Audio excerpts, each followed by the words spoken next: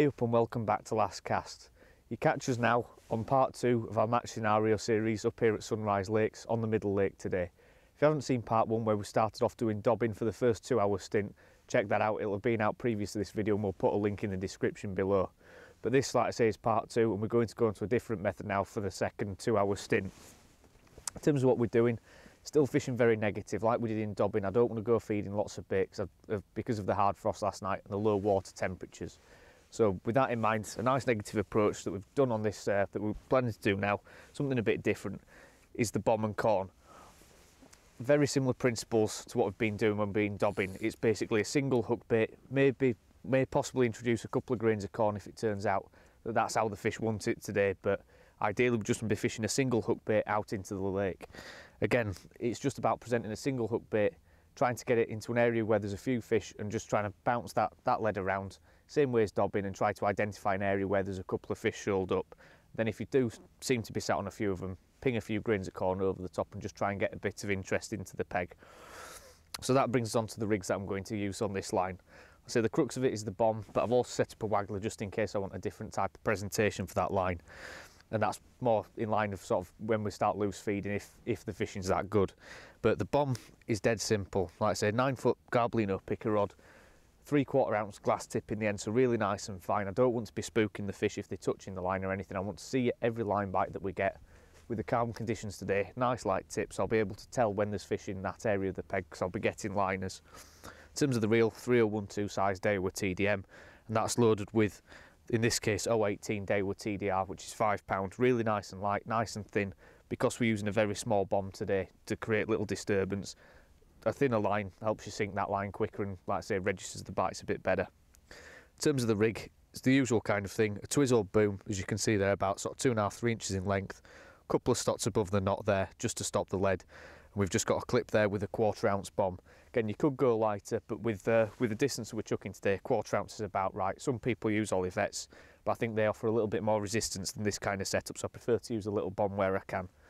Hook length, dead simple, 30 centimetres of 011 Guru engage to a small size 18 Kamasan B911 eyed with a little hair on it, just long enough for a piece of corn.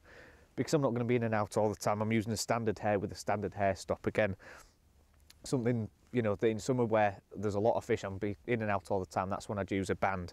But this time of year, just a normal hair like that I think offers much better presentation, keeps everything neater. And again, same with the dobbing, a nice small lightweight hook. I don't want to offer too much resistance to the fish. I don't want them to question whether they can accept the hook bait, because you're not trying to get them sort of confident with feeding. You want to make the hook bait as natural as possible, and using nice light lines like this, 011 Guru engage hook length and a small size 18 Kamasan B911 is perfect for that. So get this popped to one side. Let's just pop that down there. And we'll have a quick look at the waggler rod. Again, I'll only really bring this into the equation if we start catapulting bait out there. I have to really search the peg with a couple of maggots on the hook or something like that, but we'll just have to see how this stint goes. But in terms of the tackle for this, exactly the same, 3012 size Daiwa TDM, 016 TDR on the reel line this time, a little bit lighter, so £4. Again, because you're fishing a waggler, a bit lighter, a bit more refined. In terms of the float, all I've got on there is a 5BB Dave Harrell insert waggler. Nice thick insert for registering the bites on a heavy bait like corn, but equally an insert, so a bit of sensitivity rather than a straight waggler. Locked on there as per usual, sort of a few BBs, a number 4, couple of number 8 stots either side just to lock it all together. Then down the line I've just got 2 number 9s and a number 10 above the hook length. Hook length is exactly the same, except in this case I've just gone for a spade end B911 and I'm just going to be hooking a piece of corn on there, or possibly a couple of maggots. And the hook length in this case is slightly shorter, 10 inches in length, so about sort of 20–25 centimetres, something like that. Again, just to offer a bit more bite registration on that dropper. But it's dead simple stuff really. As I say, fishing really nice and negative and nice and light, just trying to tempt 1 or 2 fish and hopefully just get a few bites in these difficult conditions. So what I'm going to do initially is start by going around with the bomb, trying to locate a few fish on line bites. And if I see there's a few fish there, I might ping a couple of grains of corn over the top and just go from there, try and just work the way into the peg and not spook too many fish. So we'll crack on with that now. I'll turn around on the box, get the bomb chucked out and see if we can get a few bites. Right, so like I say, I've got the piece of corn on the hook there. Really nicely presented, really small hook. So like I said, the fish when they pick it up shouldn't feel any resistance, and with the hook being just the correct length of hair, sorry, it should be straight into the fish. So as soon as they pick that up, I should be hooking them. In terms of how I'm going to go about this, same kind of principles as dobbing apply.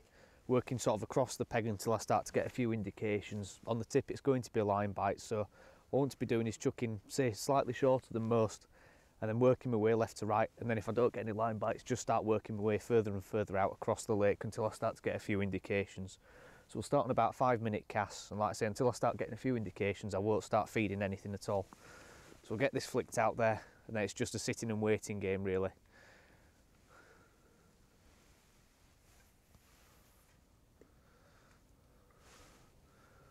So with a really small lead like that, you're not going to disturb the fish as the bait goes in, a nice little plop. And then just as it's falling, I like to pull the lead back towards me and just straighten everything out behind it. Then just sit the rod down so I can't knock it.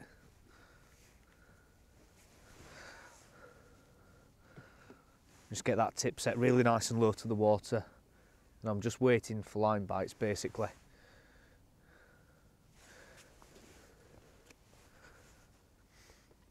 Again, so what I'm making note of is where I've cast in terms of the distance out.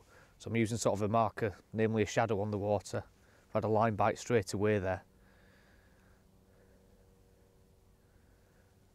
So it could be that the fish are actually closer in than this. But like I say, I've started there and I'm going to work my way left to right. But because I've had a line bite there, I might try the next cast in the same area, but slightly closer to me.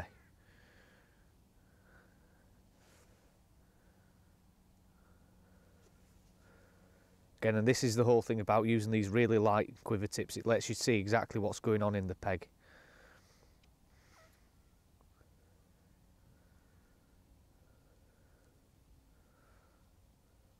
Again, it's something that personally I struggle with a little bit when it comes to this style of fishing, is not feeding anything. But you've got to have confidence that you've got a nice bright visual hook bait, and if a fish does come across it, then it will look to pick it up.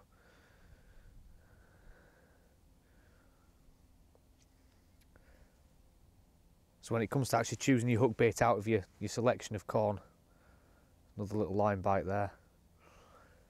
You want to find a nice regular shaped piece of corn, nice and bright, and make sure it's nice and firm as well so it stays on the hook when casting. Or on the hair I should say. So I'm just going to use my phone to check the time. As I say, just time those casts at about 5 minutes each time, and until I start getting lots of indications in one area, then I'll start feeding, thinking about stuff like that, maybe even picking up the waggler rod. But the crux of it is when it's bomb fishing like this, in the same way as dobbing, you're trying to locate sort of a shoulder fish in one area. Some days you'll chuck it out first time and you'll get one straight away and you'll know you've landed on them. Other days you might have to cast around for an hour or so and get them that way, like we've had to do with the dobbing today.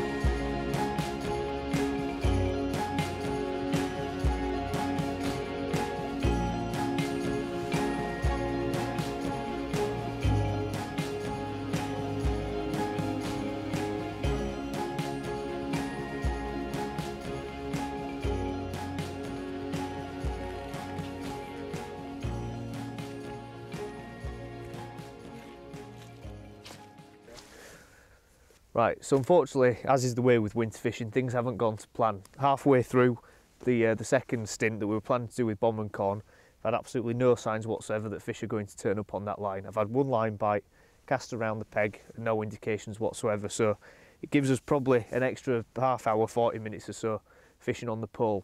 Ideally what I was going to do was fish expanders long, which is still going to be the plan, but being that I've got a little bit more time, we're going to probably make this sort of like the second part overall of the actual series and sort of combine the two. So what I'm going to do is fish a long line at 13 metres with micros and expanders, and a short line I'm going to fish a mix of 50-50 Census Lake and green swim stim with dead maggots in it. Again, fishing really negative, tiny little bits of bait.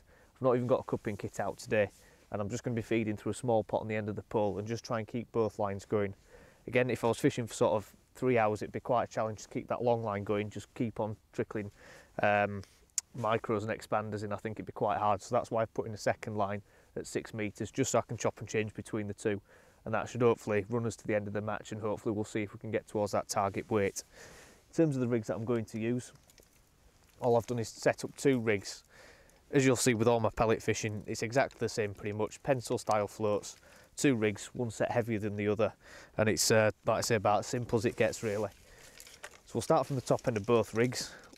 Both double 4 elastic at the top end, again nice and soft, looking for skimmers, maybe the odd carp as well, so it gives me best of both worlds. With a puller kit I should be able to get them out. So on both kits there's one with a heavier rig and one with the lighter rig. The pots reflect that, so on the heavier rig, which is a 0.6, I've got a bigger pot just in case quite a few fish turn up. On the lighter rig, which is a 0.3, I've got a much smaller pot. Again, these MAP pots are fantastic, they go right to the end of the pole. And as I say, they're much neater than a lot of the ones that stick right on the end of the pole. So really nice little additions to these kind of rigs for winter fishing. In terms of the actual rigs, like I say, they're duplicates of each other pretty much. I've got 013 Guru Engage mainline, again Dacron connectors as ever.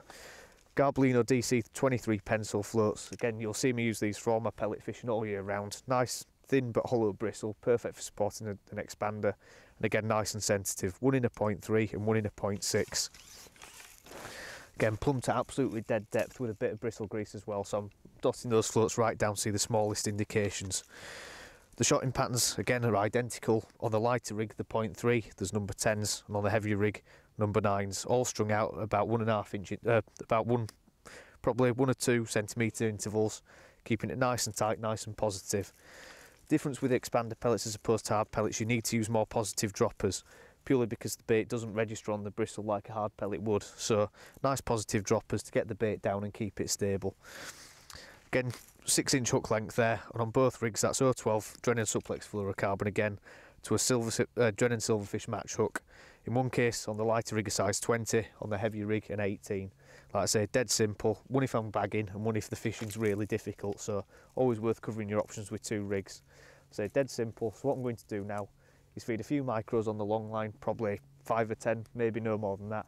On the short line, a little nugget, of the ground bait with a couple of dead maggots in it, and I'll just rotate those lines according to bites and see if we can put a bit of a weight together towards the end of the 6-hour stint. So I'll crack on with that now and get the pegs fed.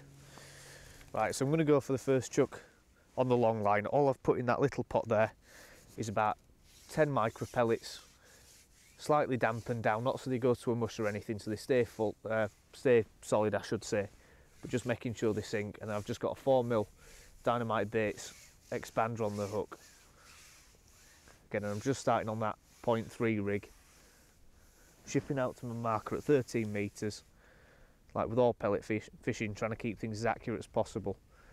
So what I do as well is make sure I sink the pot in the water to make sure I'm not sprinkling the bait absolutely everywhere when I do release it. Keeps it in a much tighter little channel as it goes down through the peg. Because there's a bit of depth, just making sure I get that rig to settle and then very slowly lowering it in over the top.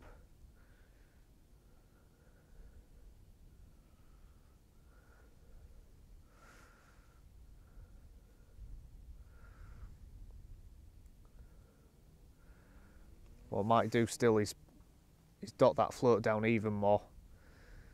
Again, looking for very tiny indications on this. What I've done as well, before I've gone on this line is put a little nugget of ground bait, like I said, on that short line, just with a couple of dead maggots in it. Again, it's purely trying to fish for one fish at a time.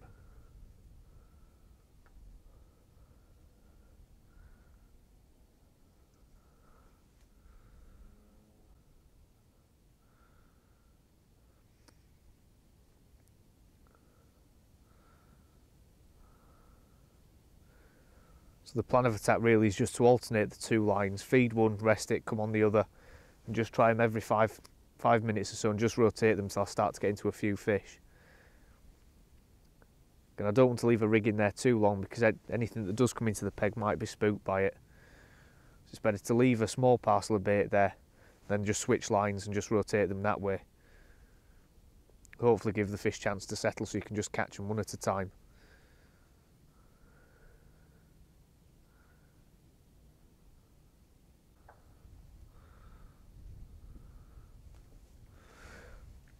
Alright, so there's a fish on now on the expander. Get a nice little delicate bite on the float and we're straight in. Again, that's only on the second feed. Difficult to say what it is yet. Could be a decent roach or possibly a skimmer, but we'll have a look.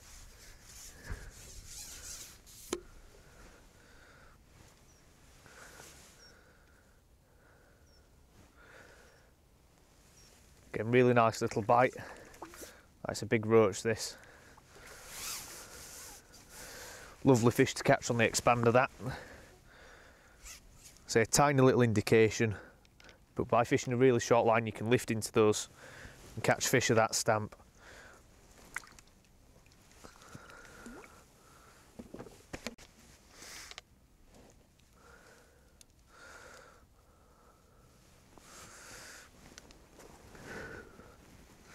So it's just a case now of repeating the process and trying to build the peg.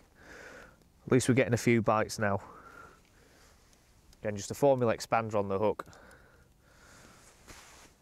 Then just a few micros in the pot. Again, keeping it to about 10 or 15, no more. And that's all you really need to feed this time of year. Again, it's all about keeping the competition up in the peg and not overfeeding the fish.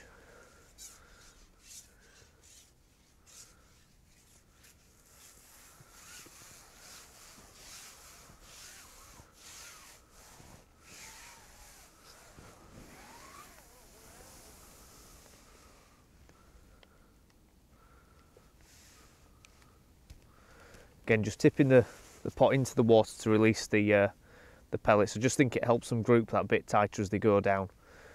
Again, just lifting the rig well clear and then just slowly lowering it down into the in sort of the tunnel of feed that's going to the bottom, and hopefully your expander hits the deck around the same time as your micros do.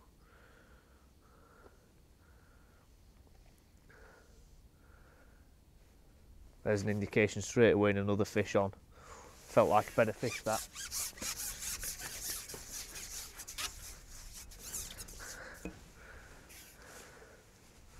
Again, absolutely immediate response. I think should have met that with a slightly firmer strike, to be fair. So we are fishing in a decent depth of water.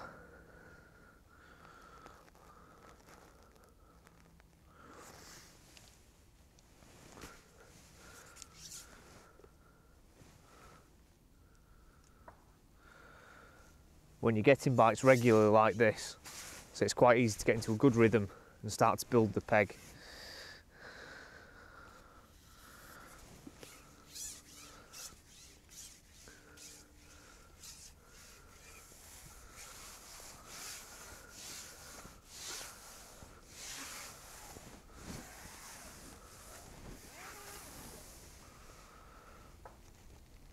Just repeating the process, keeping the feed really nice and accurate, having a small far bank marker to fish to,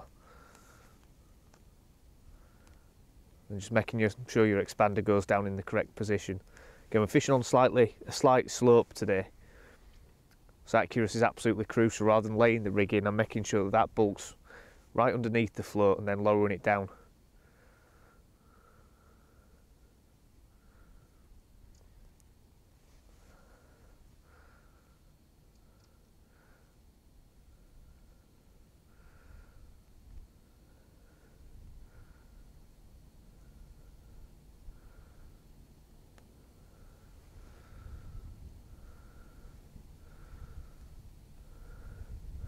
It definitely felt like a better fish, that last one. It's hard to tell obviously whether they're carp or skimmers till they start shooting off, but at least we're getting a few indications now on that line. Again, if it starts to die off, at least I've got a short line fed. By just feeding really negative, it's a much smaller fish this time. By feeding really negative, at least you're not overfeeding the fish. There's a bit of interest for them there to stay around. But you're not going to go overfeeding them by just putting in a tiny little nugget of bait like that. So that's why I try to steer away from setting up a cupping kit when conditions are like they are today.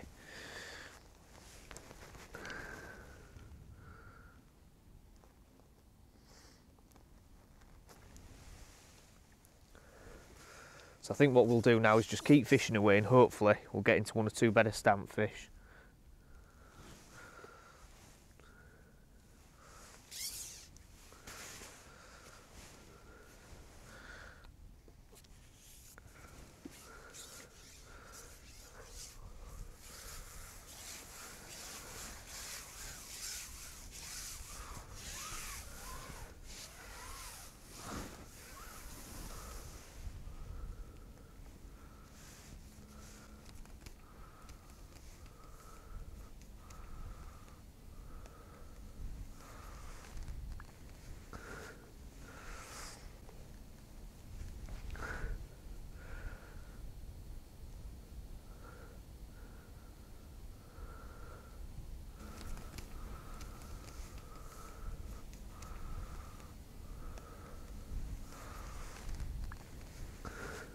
There we go.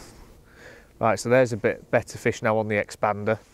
I've just switched over to a little 4mm krill expander this time, and this feels like a skimmer. Again, all I've done is kept on feeding sort of 10 or 15 micros at a time. We had a little quiet spell, then I had a really small skimmer about sort of 4 ounces or something. A couple of line bites, and then this has taken it.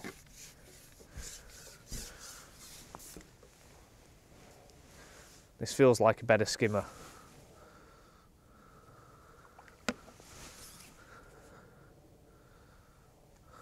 That's actually a little F1. Could have sworn that was a skimmer by the way it fought. Lovely little stocky F1 that time. So it could have been these that's pushed the roach out and made the fishing go a bit quiet. But that's a cracking sign. If there's a few of those in the peg, then we may well put a decent weight together. I'd be very surprised if we hit his £30 target today, but with a few of those you can get sort of 15–20 pound quite quickly. Surprising how much those little F1s weigh at the end of the day.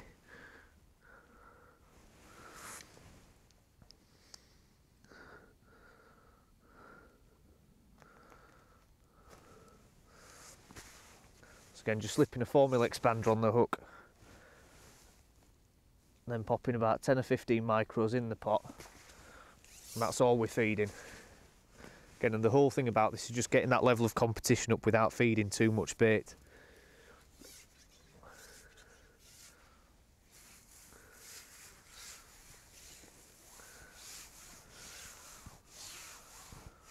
So again, shipping out nice and carefully to my 13 metre marker.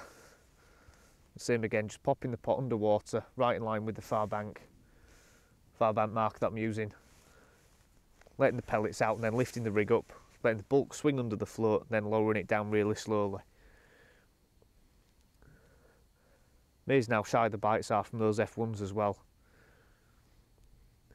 So that's when it's absolutely crucial to dot your floats right down, using sort of half styles and things like that and bristle grease, just to make sure it just sits in the surface tension. That's another fish on straight away. I think it's a small roach this time.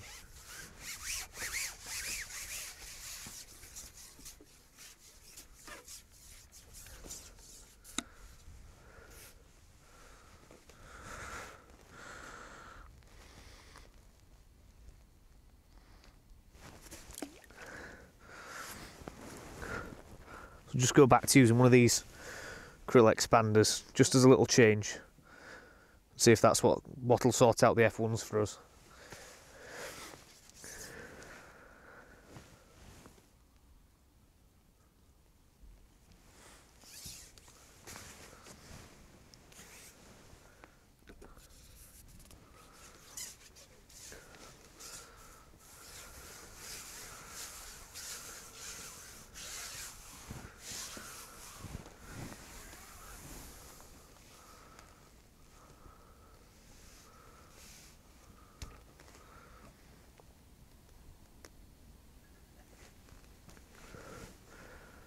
And if I was getting absolutely plagued by roach, that's probably when I go onto the 0.6 rig, but as it stands, the 0.3's just about right.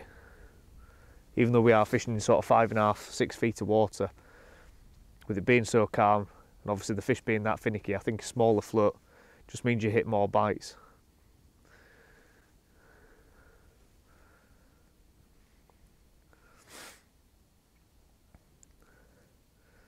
As well as that, obviously I'm not getting any sort of indications of the bait's falling, so I don't need to bomb a bait to the bottom as quick.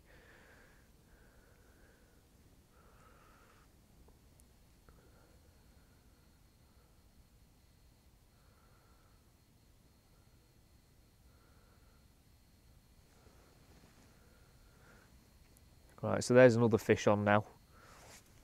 Again, could be one of these F1s again, or a little skimmer, it's hard to tell. But it's getting to that time of day now where the better fish do tend to start feeding. Could be a skimmer, this. So hopefully by just keeping those micros trickling in, there should be enough bait to keep them down there and keep them competing. Yeah, it's a skimmer this time, I think.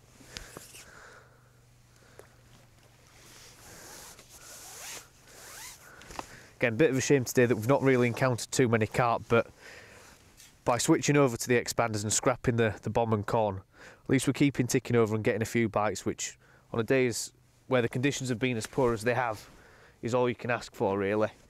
So I think that £30 target that we're after has probably gone out the window. We've got about an hour left or so, so we'll just keep plugging away at this and see how close we can get.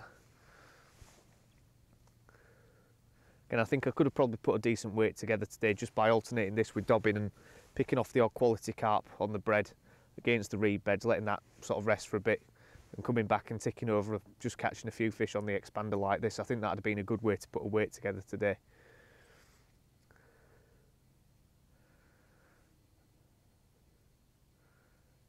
But it does just seem that the fish don't really seem to want to move around too much. I mean, the bites even on this little 0.3 rig, fishing a formula expander, are incredibly finicky. And when we did try and fish that second stint on the bomb and corn, chucking around the peg, we had one line bite and that was it. So that tells you quite a lot that the fish really aren't sat in front of you. Again, it's pointless sitting it out on a method like that, waiting for the carp to turn up when they just won't move, when the water's that cold. That's why when we've been dobbing, the fish have been covered in leech and they've been absolutely freezing. They've all been stuck in one spot. So I don't think we're ever really going to catch on the bomb and corn, unfortunately.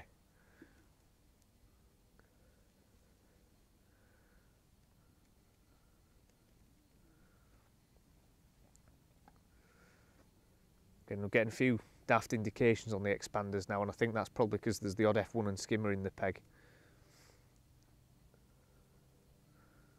So it's really interesting to see how the peg's progressing. We're barely feeding anything each time we go out. It's probably 10 or 15 micros every drop in, which with a few roach in the peg isn't much bait at all, to be fair. But it just goes to show how little you have to feed in conditions like this.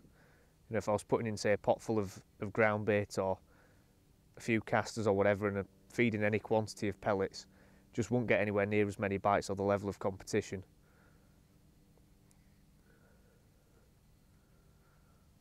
So I think that's the main thing to take away from it today, is when the conditions are like this, you've got to really choose properly negative methods, sort of like dobbing bread, feeding nothing, or fishing expanders over a couple of micros like we are now. Like I say, you can keep bites coming all day like this. Whereas it's very easy to put in a pot full of ground bait or hemp and casters, whatever, get a few bites and then kill your peg because the fish have been overfed. You'll get a few bites initially, but you'll never be able to keep them going for any length of time. But by just trickling baiting like this, sort of drip feeding a few, there's another fish on now, a few micros every so often, you can keep the bites coming through the course of the day. In match conditions, if you alternate this with something like dobbing, where you're trying to catch those better carp and bigger fish, you can start to build a weight that way.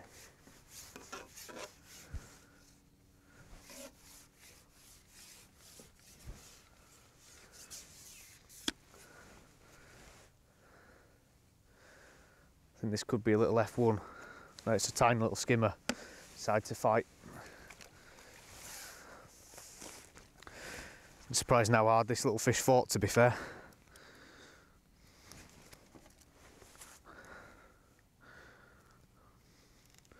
Again, catching some real variety on the expander, which is always good. I've had some real quality roach up to sort of 10 or 12 ounces. A couple of F1s and a few skimmers and hybrids, which is, like I say, really nice on a cold day. Not having to wait too long for bites as well.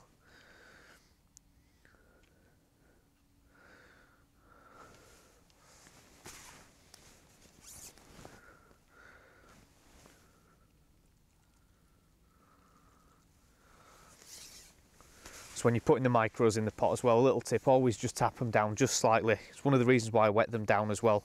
Don't make them sink, just make them a bit tackier, so when you're shipping out, they don't bounce out the pot as easily.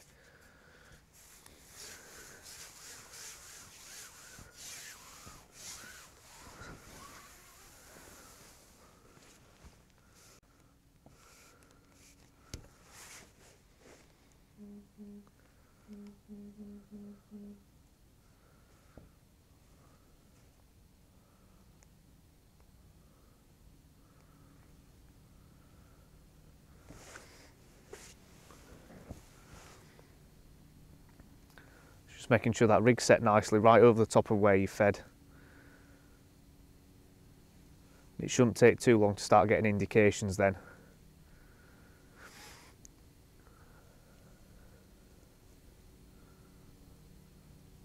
So the way to think about this style of fishing is think of it as sort of setting a trap each time you go out there.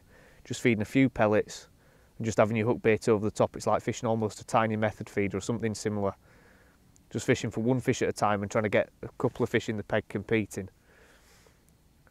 So that's how you get the fish confident in feeding, is just drawing 1 or 2 fish in, just purely by the activity of the fish feeding. A little bit of a line bite there. Rather than actually drawing them in through feeding quantities of bait as such.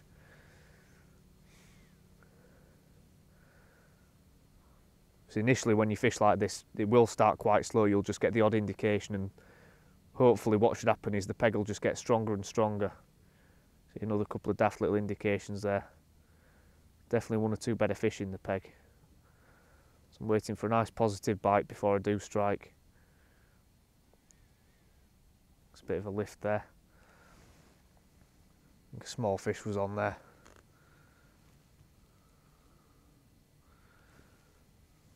As well as that, not striking too hard just means I can lift the rig up, not spook anything, and I'll keep my expander on for a bit longer.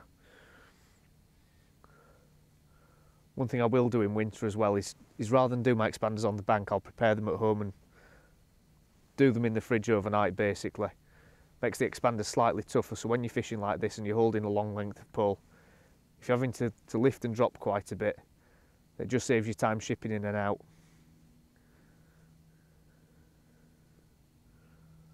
So again, useful little tips like that when it comes to winter fishing. So obviously when you do ship in and change your hook bait, you're more inclined to put a few more micros in the pot, and again, that stops you feeding to fish really if you're losing the pellet each time. It's a small fish on this time, I think.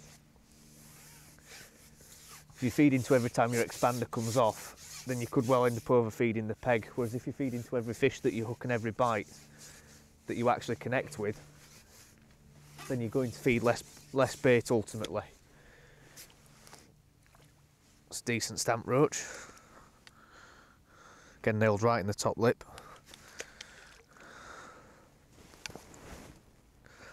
Does seem though that today the F1s are sort of drifted in and out the peg every so often. Equally the skimmers have done the same. It's been sort of a run of roach, the odd skimmer and the odd F1, then back to the roach again. And obviously when nothing's really feeding too aggressively, it's hard to build your peg in that way and be selective in terms of what you're catching, especially when you're using such small baits and feeding so lightly.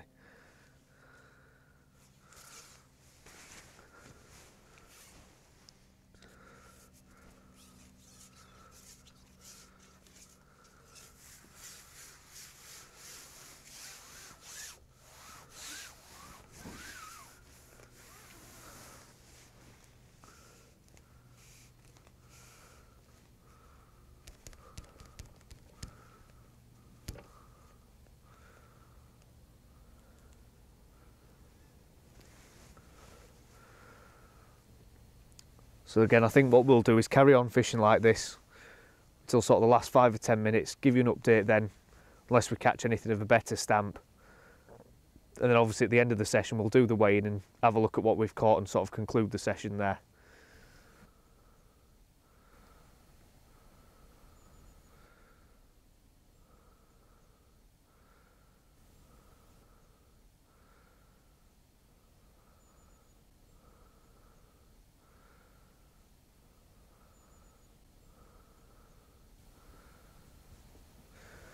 Right, so there's another fish on now.